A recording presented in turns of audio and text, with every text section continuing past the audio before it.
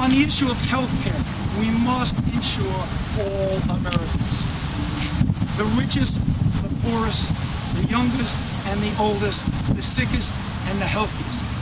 The only viable way to do this is through single-payer universal health care. The American people want that. The Republicans in Congress don't. I agree with the American people, so I'm going to vote for it. We must have hospitals in Staten Island and in Brooklyn. It's time for New York City to come across with Health and Hospitals Corporation facility for the people of Staten Island in order to cushion the shock of these hospital closings. The Victory Memorial Hospital in Dyker Heights, Brooklyn, on the other side of the bridge, has been shut down also. This leaves the people in this district woefully short of the beds needed for 650,000 people. I'll do something about that. And I'll find out why there's a cancer cluster in this district, and I'll do something about that too. The minimum wage is a maximum insult. I applaud this Congress for raising it, but frankly, it's not enough. It took 10 years of Vito Fosella's negative votes to keep it down as low as it was.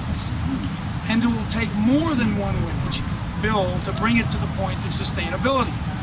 I will not allow Vito to tell the people of this district that he favored a minimum wage increase that he fought against for 10 years and only voted for when passage was absolutely inevitable under the Democrats.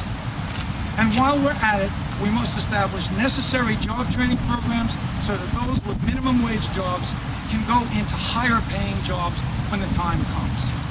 We must make our higher educational facilities affordable, and in the case of city universities, they must be free, as they were intended to be. We must stop the outsourcing of our jobs to foreign nations with inadequate labor and environmental laws. This practice exploits the workers in the foreign nation and takes jobs away from Americans.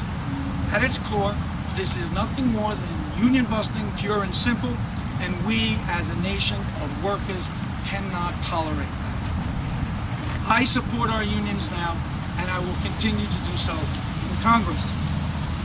There are other national issues that must be addressed. Veteran services must be improved. Vito has ignored them. Seniors have a right to a decent retirement, and Social Security must be preserved in its current form. Vito wants to change Social Security. All Americans must be permitted to buy prescription drugs wherever they are the cheapest. That includes Canada. Vito voted against that only last week. Medicare must be able to negotiate the prices of prescription drugs to keep the prices down. Vito voted against that. On a local level, we must limit class sizes in our schools. We must support our police and our firefighters and ensure that they are properly compensated for the work that they do.